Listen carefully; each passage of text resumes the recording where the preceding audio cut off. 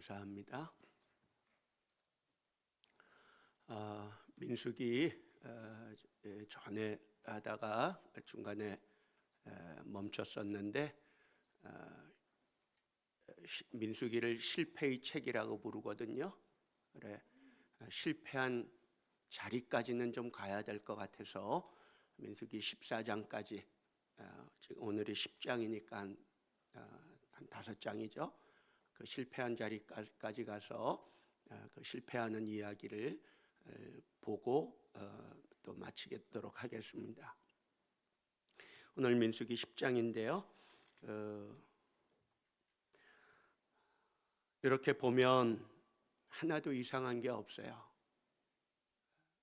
성경의 사건들은 다 지나간 사건들이기 때문에, 그리고 시간적으로 그렇고 지리적으로 공간적으로 우리와 격차가 있는 그런 이야기들이기 때문에 그냥 그런가 보다, 그런 일이 일어났나 보다, 그렇게 당연하게 하나도 이상하게 생각하지 않고 우리는 성경을 읽지만, 민수기 10장에 지금 이 이야기는 굉장히 낯선 이야기입니다. 아주 이상한 이야기예요.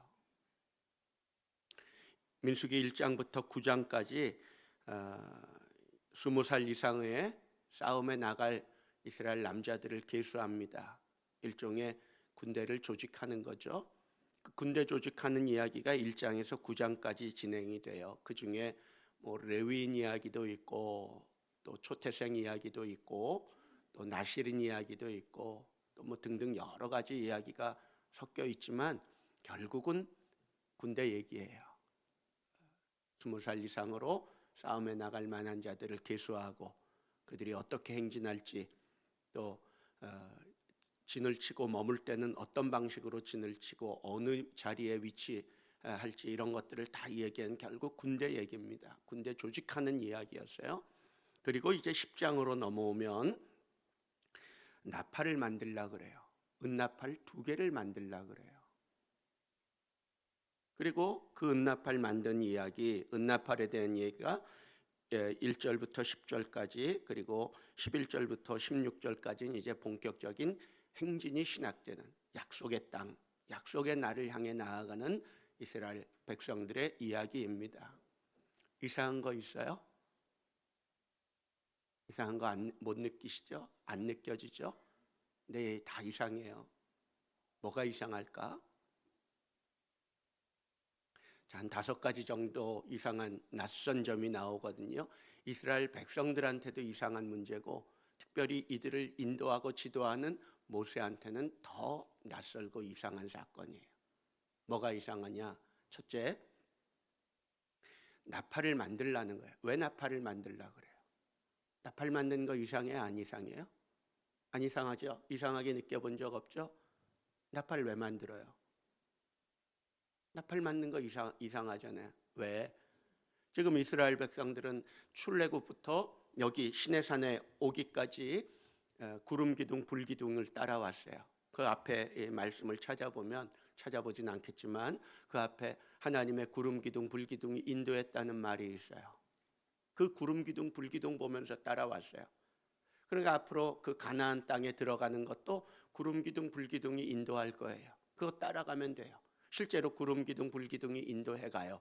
그거 바라보면서 가면 되는데 왜 나팔 만들려고 그래요? 이상하죠? 그러니까 나팔은 이상하다는 거예요. 두 번째, 나팔을 만드는데 뭘로 만들려고 그래요? 은으로 만들려고 그래요. 한번 볼까요? 2절 말씀, 1절 2절 읽어봅시다. 여호와께서 모세에게 말씀하여 이르시되 은나팔 2를 만들되 두들겨 만들어서 그것으로 회중을 소집하며 진영을 출발하게 할 것이라. 나팔 뭘로 만들려고 그래요? 은으로 만들려고 그래요. 그럼 생각해봐. 왜 은으로 만들어요? 구리로 만들면 안 되나요? 성막 만들던 재료 중에 금은동이 있거든요. 그러면 은이 아니고 구리로 만들 수도 있잖아요. 또 은이 아니라 금으로 만들 수도 있잖아요. 왜 금은 아니고 동은 아니고 은으로 만들려고 그래요? 또 은나팔 이전에 이스라엘 백성들 그곳 문화에서는 나팔이 있었어요. 뿔나팔이 있었어요. 양강나팔이라고 하는. 나중에 요단강 넘어 40년 후에 여리고 성 돌 때는 뿔나팔 불고 일곱 제사장이 뿔나팔 불면서 여리고 성을 돌았어요. 뿔나팔이 불 거면 은나팔은 왜 만들었어요? 구리나팔도 아니고 금나팔도 아니고 뿔나팔 있는 것도 아니고 왜 없는 은나팔을 은으로 나팔을 만들라 그래요? 이상한 거예요. 세 번째로 이 나팔을 어떻게 만들라 그래요? 2절을 다시 좀 보세요. 뭐라 그래요? 어떻게 만들어? 두들겨 만들라 그래요. 그 당연하지. 은 한 덩어리가 있다면 그거 나팔을 만들려면 두들겨 펴서 만들어야지. 그 당연한 거예요. 근데 당연한 걸 얘기할 땐 두 가지 의미가 있어요. 하나는 잔소리고 또 하나는 중요한 얘기고 강조하는 것이고. 우리 어머니나 아버지가 살아계시면 그분들은 나이가 들어도 자식들이 아이야.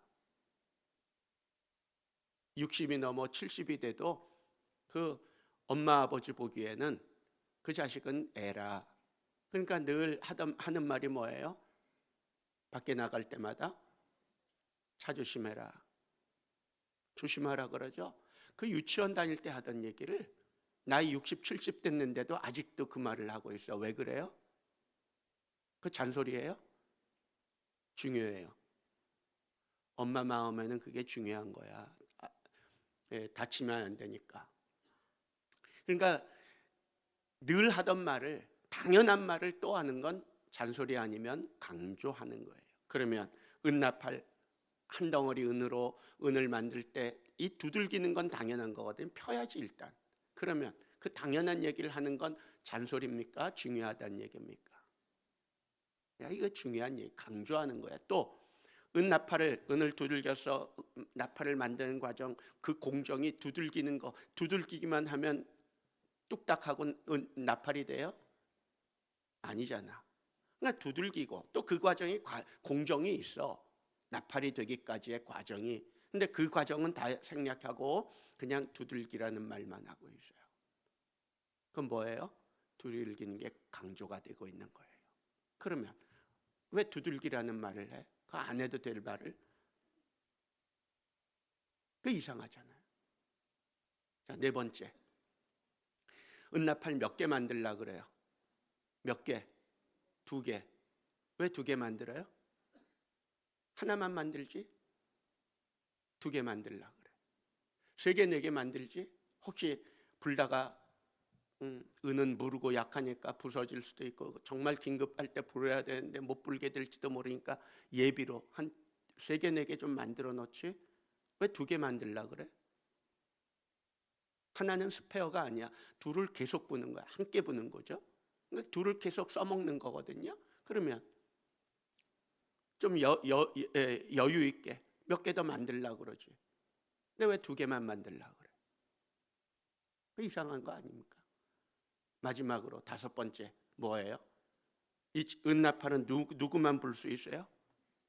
자, 8절 말씀 읽어봅시다. 읽습니다. 그 나팔은 아론의 자손인 제사장들이 불지니 이는 너희 대대의 영원한 율례니라. 누구만 불어요? 제사장 중에서도 어떤 제사장? 아론의 자손 제사장. 이건 하나님이 영원한 법으로 딱 못 박아놨어. 고칠 수 없도록. 제사장만 부는 은나팔이에요. 왜 제사장만 불어요? 모세가 불면 안 되나?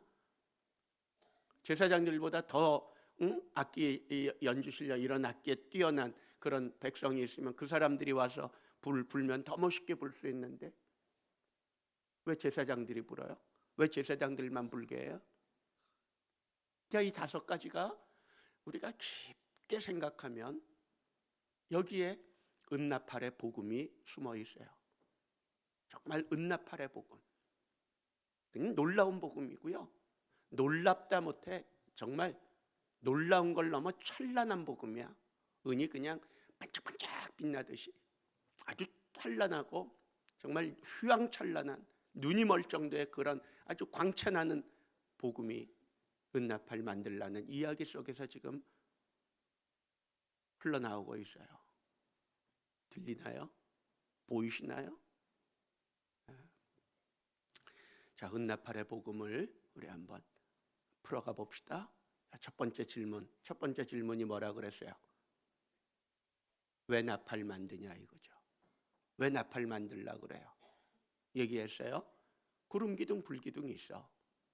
그거 보고 따라가면 돼. 지금까지 그렇게 왔어.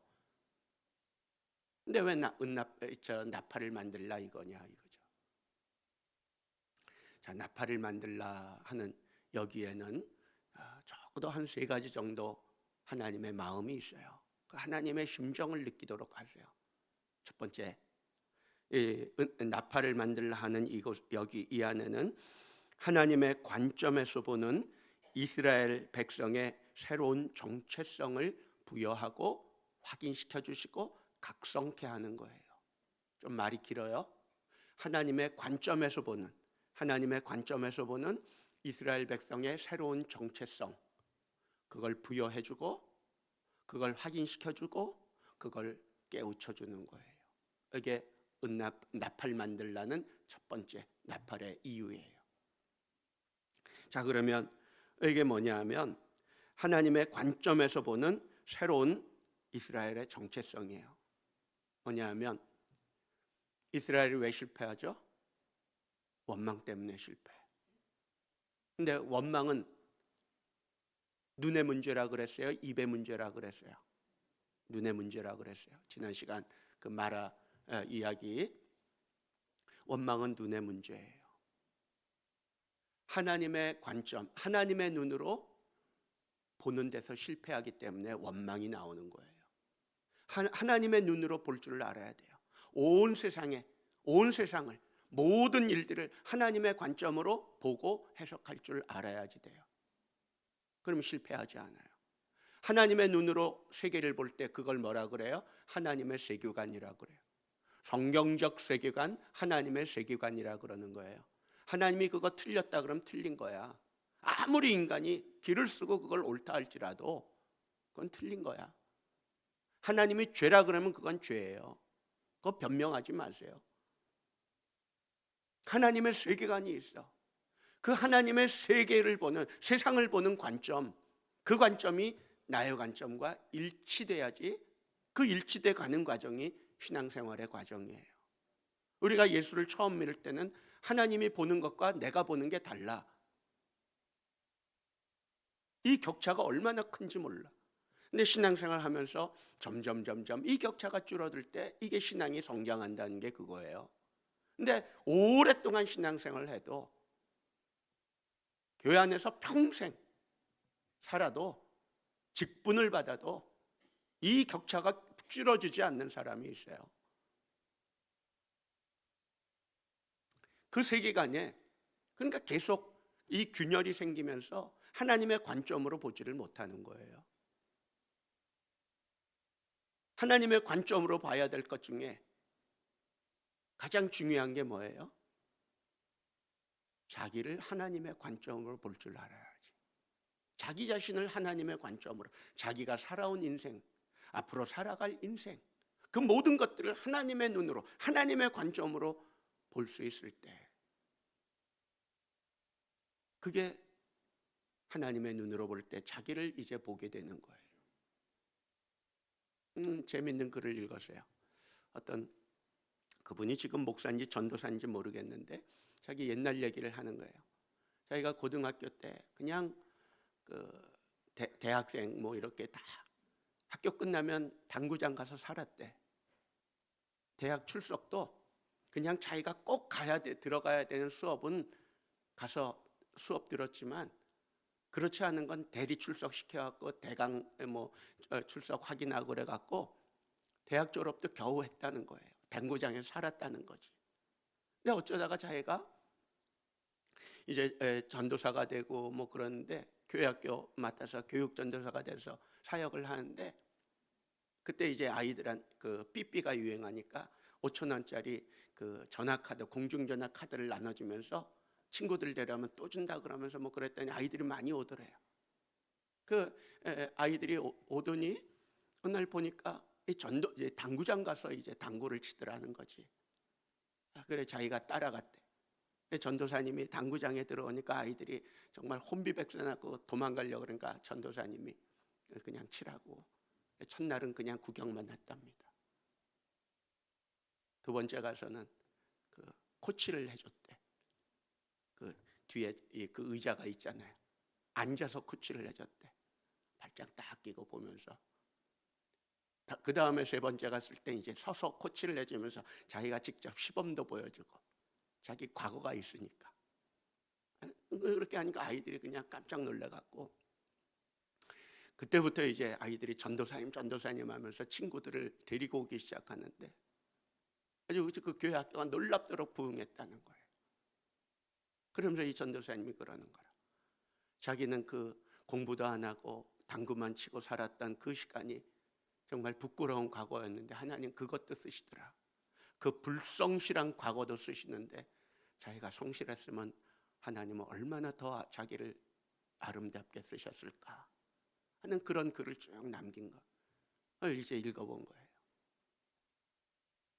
자기의 과거도 그 설령 부끄러운 과거라 할지라도 하나님의 눈으로 하나님의 세계관 안에서 자기를 해석하니까 그것마저도 감사하게 되고 그것마저도 은사가 되는 거야.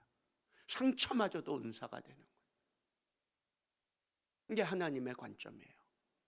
근데 이 관점이 줄어들질 않아. 특별히 자기를 보는 관점이 이게 격차가 줄어들질 않아. 그러니까 그렇게 되면 대표적인 게 뭐냐 하면 열등감에서 벗어나질 못해. 제가 우리 교회 처음 부임하고 얼마 안 됐을 때 어떤 엄마가 그런 얘기하는 걸 들었어요. 자기 아이들한테 서울 가면 말 크게 하지 말라 그랬대. 왜냐하면 경상도 사투리가 나오니까.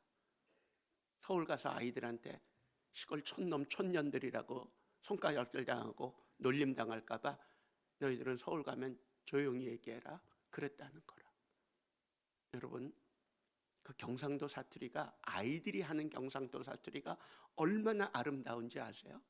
전 여기 내려와서 아이들이 그 경상도 사투리로 얘기하는 얘기를 듣는데 야 어떤 음악보다도 아름답더라고요. 너무 아름다운 거라.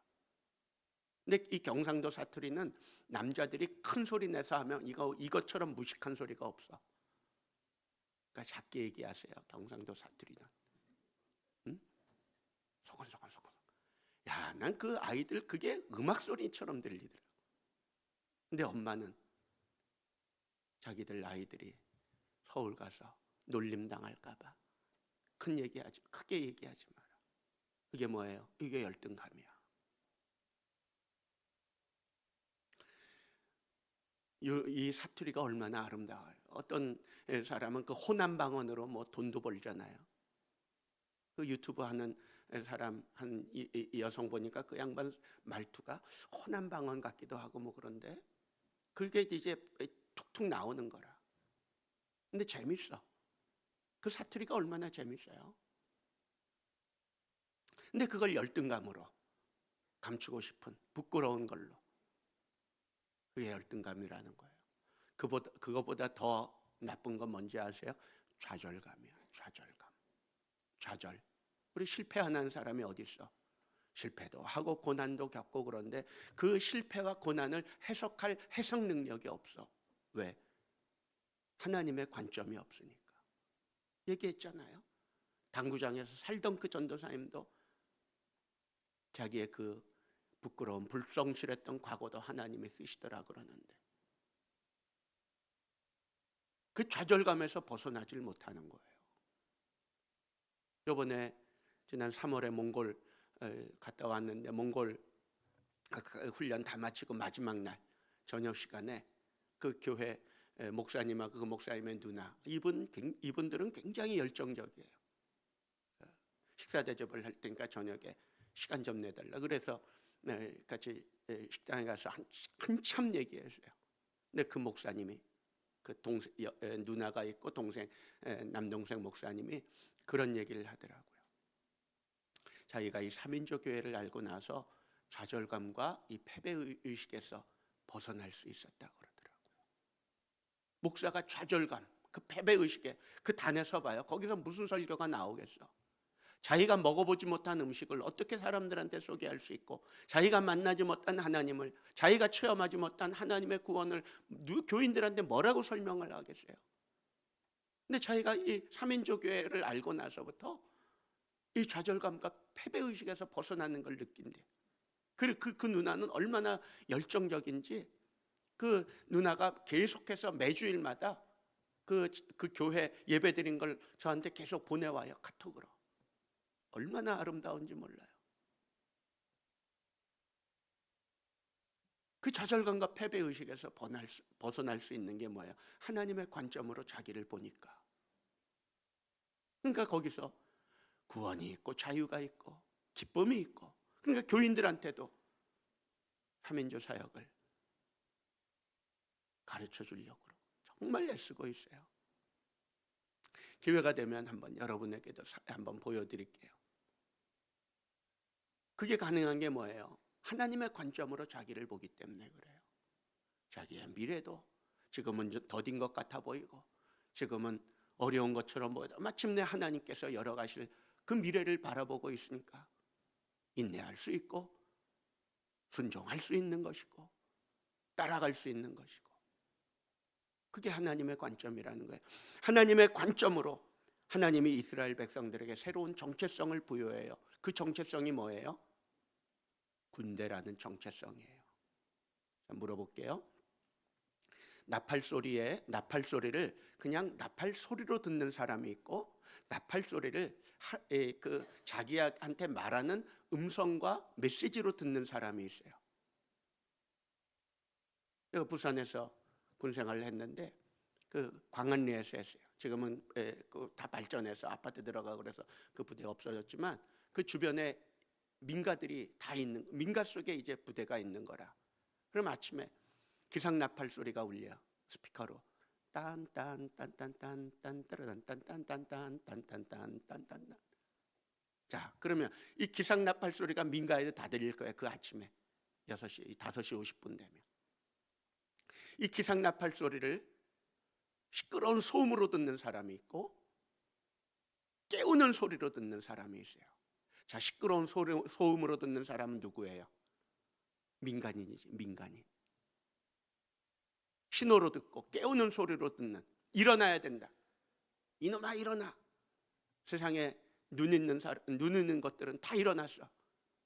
뭐 그런 소리로 알아듣고 일어나는 사람들은 누구예요? 군인들이지. 그러니까 똑같은 나팔 소리지만 어떤 사람들은, 자기하고 상관없는 사람들은 소음이야, 또 시끄럽게. 그런데 어떤 사람들은 그걸 음성으로 들어. 자, 하나님께서 은나팔을 만들어서 불라 그래. 그러면 이 나팔 소리를 듣고 반응하고 움직이는 사람들은 누구예요? 군대야, 군대. 이스라엘이 군대가 되는 거야. 그전에는 그럼 뭐예요? 나팔이 없을 때는 이 사람들은 군중이야, 무리들, 오합지졸이야. 그냥 우왕좌왕하는 사람들. 하나님은 이스라엘 백성을 오합지졸해서 이제는 군대로 막 바꾸시는 거야. 너희는 군대라는 말을 하는 거예요. 어떤 군대? 하나님의 군대, 나의 군대라고 말을 하시는 거예요. 정체성이 바꿔지는 거예요. 정체성이 달라지는 거예요. 하나님의 관점으로 자기를 볼 수 있게 되는 거예요. 그럴 때 살 수 있는, 헤쳐나갈 수 있는 담력도 생기고 살아볼 수 있는 용기와 믿음도 생기는 거예요. 하나님이 새로운 정체성을 이스라엘 백성들에게 부여하고 있어요. 너희는 군대다, 나의 군대다. ID, 정체성을 영어로 아이덴티피케이션이라고 그러는데 줄여서 ID라 그래요. ID. 우리도 ID라는 말을 쓰죠. 로그인 할 때 ID. 어느 회사 들어가면 회사에서 신분증 ID를 주잖아요. ID 카드 같은 거. 하나님이 새로운 ID를 부여하시는 거야. 어떤 ID? 약속의 땅을 물려받을 수 있는, 약속의 땅, 약속의 날을 맞이하고 들어가고 누릴 수 있는 새로운 신분, 새로운 정체성, 새로운 아이디를 부여하시는 거예요. 그게 뭐예요? 그게 나팔이야. 나팔을 통해서 이스라엘 백성들은, 군인들은 이제 움직이기 시작하는 거죠. 모이라 하면 모이고 가라 하면 가는 것이고, 하나님께서 여러분을 보시는 방식대로 여러분을 보셔야 돼요. 새로운 정체성을 여러분한테 하나님이 부여해 주셨어요. 그게 복음인 거예요. 근데 아직도 옛날에 내가 나를 보는 방식대로 나를 보니까 맨날 지질이 궁상맞게 살고 말을 해도 그렇고, 그러니까 지질이 궁상맞은 인생을 벗어나지 못해. 그걸 또 대물림을 해줘 아이들한테. 하나님 관점으로 보세요. 하나님이 새로운 아이디를 여러분에게, 우리에게 부여해 주셨습니다. 우리 교회에 부어 주셨어요. 두 번째, 이 나팔의 은나팔 속에 있는 이 복음, 나팔을 만들라는 나팔 이야기 속에서의 복음은 무기와 훈련이야. 무기와 훈련. 자, 9장까지 군대를 조직했더니 그 군인 수가 몇 명이에요? 60만 3,550명. 꽤 거대한 군대예요. 굉장히 큰 군대가 확인됐어요. 그러면 군대가 조직되면 그 다음에 해야 되는 건 뭐예요? 훈련해야지. 그럼 무기 줘야지. 또 무기를 줘서 훈련시켜야지. 우리 청년들 훈련소 가면 훈련 받죠? 훈련 받고 이제 좀 훈련이 돼서 딱 군기 잡히기 시작했다 그러면 그때는 총을 주잖아. 총 쏘는 법을 가르쳐주고 무기를 주잖아요.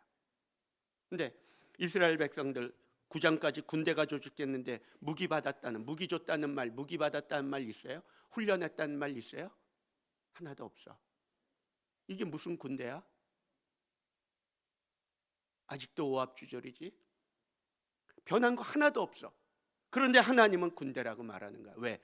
무기를 줬거든. 훈련을 지금 시키고 있거든. 그게 뭐예요? 그게 나팔이야. 나팔은 듣는 훈련을 시키는 거야. 지금까지 이스라엘은 보면서 왔어. 구름 기둥, 불 기둥 보면서. 보는 건 체험의 영역이에요. 주관적인 영역이야. 듣는 건 객관적 영역이고 순종과 복종과 훈련의 영역이야. 지금 하나님은 나팔을 통해서, 나팔 소리를 통해서 듣는 훈련을 시키는 거야.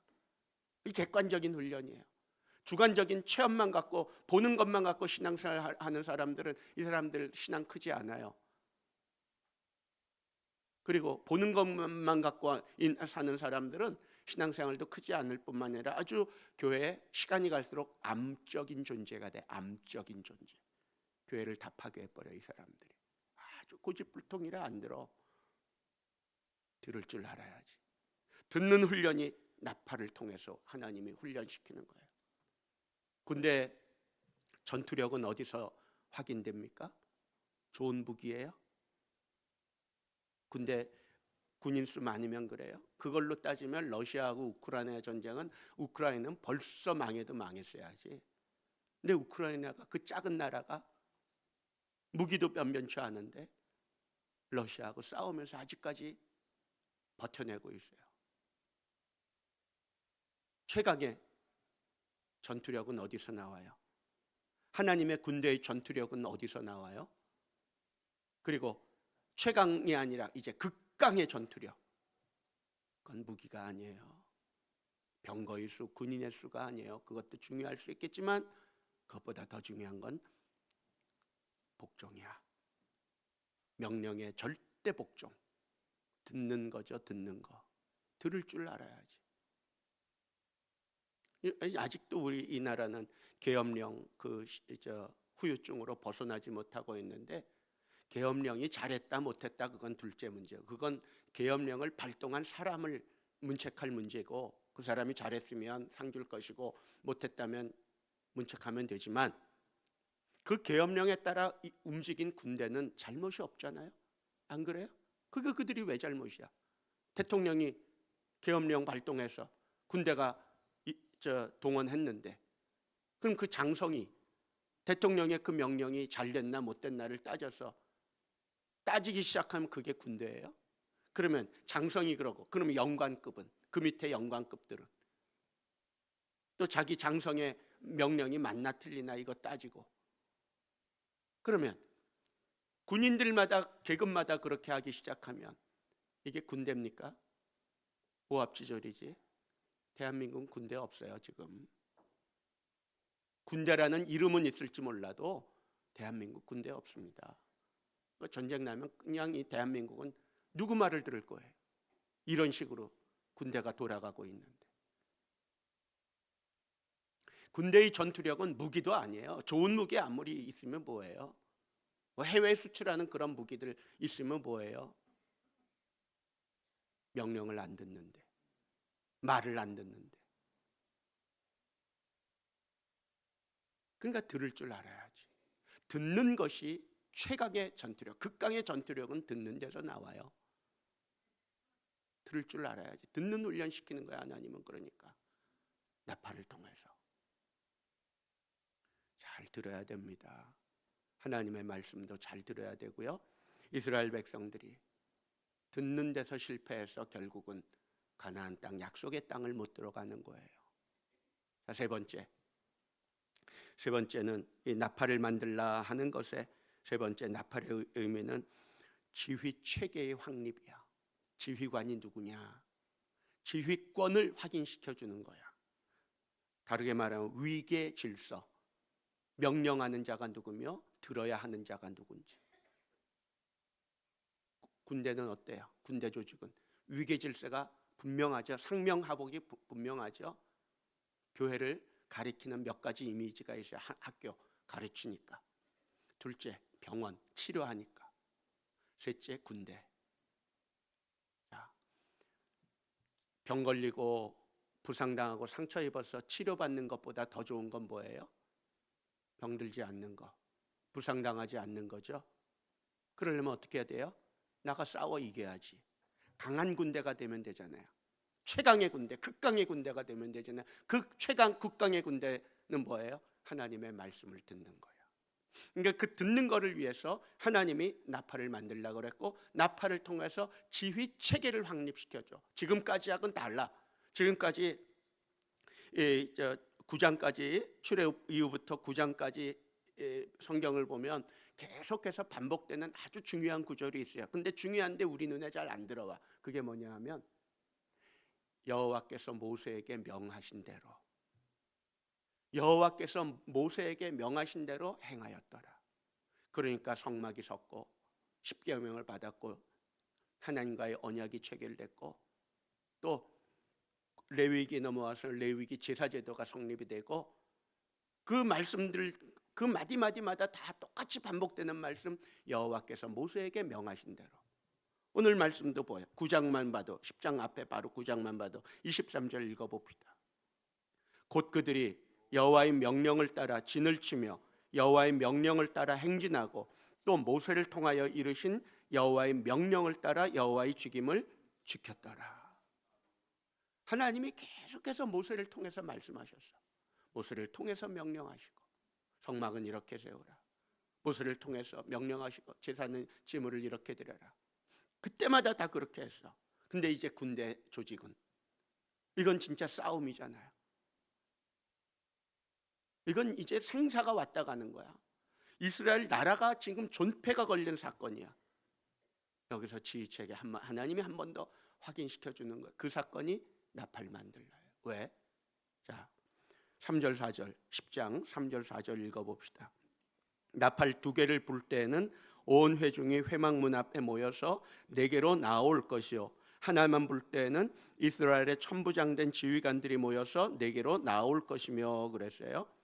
네개로 나올다 할 때 너는 누구냐면 모세를 가리켜요. 나팔 2개 불 때는 회중이 모여서 모세에게 나오고요, 하나만 불 때는 천부장이 1000명의 하나니까 60만 명이니까 600명 정도, 600명인가 6000명인가, 아무튼 그렇게 되는 천부장들이 있는 거라. 그 천부장들이 모여서 모세에게 오는데, 나왔는데, 모세가 보니까 이 사람들이 자기한테 오는데 모세가 묻는 거야. 당신들 왜 나오냐? 나팔을 불었잖아요. 누가 나팔을 불어? 제사장이 불었지. 모세는 나팔 불라고 한 적이 없어. 그러면 이게 돼야 안 돼요? 네 개로 나올 것이라. 그럼 모세에게 나올 것이라 그랬으면 모세가 나팔을 불도록 명령을 해야지. 나팔 불어서 온 회중들 소집해라. 나팔을 불어서 천부장들 모으라. 그럼 제사장이 불어주는 거지. 이런 지휘체계가 있고 위계 질서가 있는데 제사장이 자기 보기에 모여야 될 것 같은가 모이고 안 모여야 안 만나야 될 것 같으니까 다 파해버리고 불라고 그러는데 안 불고 불라고 한 적도 없는데 불어버리고 이게 군대예요? 이게 지휘체계예요? 완전히 콩가루 군대지. 나가서 어떻게 뭘 싸우겠다는 거야. 이스라엘 백성들이 가데스 바네아에서 실패한 이유가 바로 이 명령에 복종을 하지 않았어. 한번 가봅시다. 민수기 14장 41절. 민수기 14장 41절 가데스 바네아 사건인데 그 마지막 이야기입니다. 41절 읽어봅시다. 모세가 이르되 너희가 어찌하여 이제 여호와의 명령을 범하느냐 이 일이 형통하지 못하리라. 거기 모세가 이르되 여호와의 명령을 범하느냐. 지금까지 여호와 하나님이 직접 명령한 거 없어요. 모세를 통해서 다 명령했었지. 13장 3절을 봅시다. 거기 다 관련된 사건이니까 정탐꾼 보낼 때 모세가 보내요? 하나님이 보내라 그래서 보내요? 13장 3절 읽어봅니다. 모세가 여호와의 명령을 따라 바란 광야에서 그들을 보냈으니 그들은 다 이스라엘 자손의 수령된 사람이라 그랬어요. 참, 모세가 보냈어요? 하나님의 명령을 따라 모세가 보냈어요? 하나님이 명령해서 모세가 받들어 행한 것밖에 없어. 그러니까 모세의 위치는 하나님 앞에서는 이스라엘 백성 중에 하나야.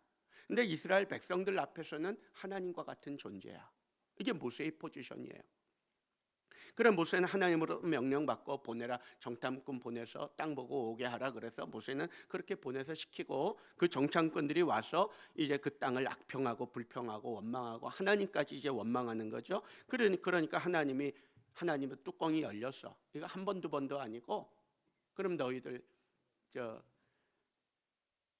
약속의 땅, 약속의 날은 너희하고 이제 빠이빠이 다 끝났다. 그러니까 이스라엘 백성들이 그 말에는 또 이제 무슨 정신이 들었는지 그럼 우리가 올라가겠습니다. 그러는 거라. 그러니까 하나님이 모세를 통해서 하는 말은 너희 올라가지 마라. 너희 이 싸움 못 이긴다. 그러는 게 39절부터 그 말이 나오는 거예요. 39절 14장 39절 보세요. 모세가 이 말로 이스라엘 모든 자손에게 알림에 백성이 크게 슬퍼하여 그저 하나님의 마음을 알려주시는 거죠. 그 다음에 40절 그들이 아침에 일찍 일어나 산꼭대기로 올라가며 이르되 보소서 우리가 여기 있나이다. 우리가 여호와께서 허락하신 것으로 올라가리니 우리가 범죄하였음이니이다. 그러는 거라. 이제 깨닫고 이제 올라가겠습니다. 그러는데 하나님은 이미 올라가지 말라 그래. 모세는 올라가지 말라 그래. 그게 41절이고요. 여호와의 명령을 범하느냐 형통하지 못하다. 42절 여호와께서 너희 중에 계시지 아니하니 너희 대적 앞에서 패할 거다. 43절 끝에 여호와께서 너희와 함께하지 않는다. 44절 45절 읽어봅시다. 그들이 그래도 산 꼭대기로 올라갔고 여호와의 언약궤와 모세는 진영을 떠나지 아니하였더라. 아말렉인과 산간지대에 거주하는 가나안인이 내려와 그들을 무찌르고 호르마까지 이르렀더라. 패했어. 그냥 대패하고 말았어. 그렇게 올라가라 그럴 땐 그렇게 안 올라가고 못하겠다 그러더니 가지 마라 하지 마라 그러니까 또 하겠다 그래서 하나님이 그걸 형통하지 못할 거야. 함께하지 않아. 가지 마 하지 마. 그런데 그땐 또 하겠다고 올라가더니 결국 쫓겨내려온 거라. 고집불통들 같으니라고. 이게 뭐예요? 그래 41절을 다시 보면 모세가 하는 말이 여호와의 명령을 범하느냐. 출애굽기부터 여기까지 오는 동안 여호와의 모세를 통해서 하신 여호와의 명령 그 말씀을 할 때 두 구절을 써요. 두 개를 교차적으로 쓰는데 하나는 여호와의 입이라는 말이 나오고요. 또 하나는 차바라고 하는 명령한다는 동사가 나오든지 이 두 개를 교차적으로 쓰면서 하나님의 모세에게 명령한 걸 이스라엘 백성들이 했다는 말을 요거 갖고 쓰거든요. 여기는 여호와의 명령이라는 단어가 입이야. 입. 여호와의 입을 범한 거야. 선을 넘어간 거지. 그러니까 넘으면 안 되는 선을. 그게 뭐예요? 그게 불순종.